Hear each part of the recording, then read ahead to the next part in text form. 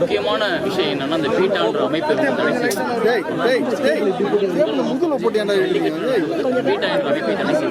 இந்த பீட்டா என்ற அமைப்பு இந்தியா முழுக்க பரவியிருக்கு. இந்தியா முழுக்க பரவியிருக்கு. இந்த பீட்டா அமைப்பு என்ன பண்றாங்கன்னா நடிகர் நடிகைகளை உள்ளுக்குள்ள எடுத்து கொடுத்து அவங்க மூலமா விளம்பரப்படுத்தி தன்னை ஒரு பெரிய காமிச்சுக்கிறதுக்காக எல்லா இடங்களிலும் நடிகர் நடிகைகளை உள்ள அந்த நடிகர் நடிகைகள் அதை வந்து வெளியேறாங்க.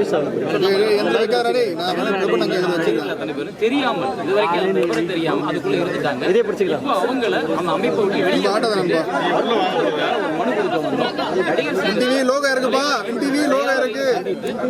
சங்கத்தில் கூட எந்த நடிகர் இருந்தால் உடனடியாக வெளியேற வேண்டும்.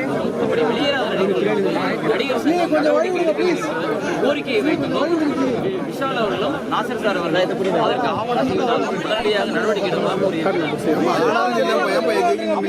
வெளியேறாத நடிகர்கள் யாராவது உள்ளுக்குள்ள மறைமுகமாக இருந்துட்டு செயல்பட்டாங்கன்னா அந்த நடிகர்களுக்கு குழந்தைகள், தமிழ் சமூகம், தமிழ் அமைப்புகள், தமிழ் மாணவர்கள், தமிழ் மக்கள் எந்தவித ஒத்துழைப்பு கொடுக்க போவதில்லை என்பதை திட்டவட்டமாக அறிவித்திருக்கிறார். நம்பர் 2, இதுவரை தென்னிந்திய திரைப்பட நடிகர்கள் சங்கமாக இயங்கி வரும் நடிகர் சங்கம் இனிமேல் கட்டாயமாக தமிழ் திரைப்பட நடிகர்கள் சங்கமாக மாற வேண்டும்.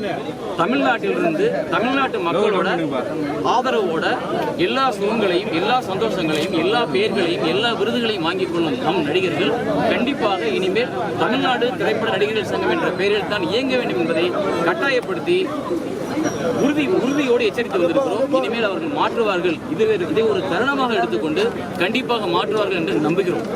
நன்றி. Thank you sir.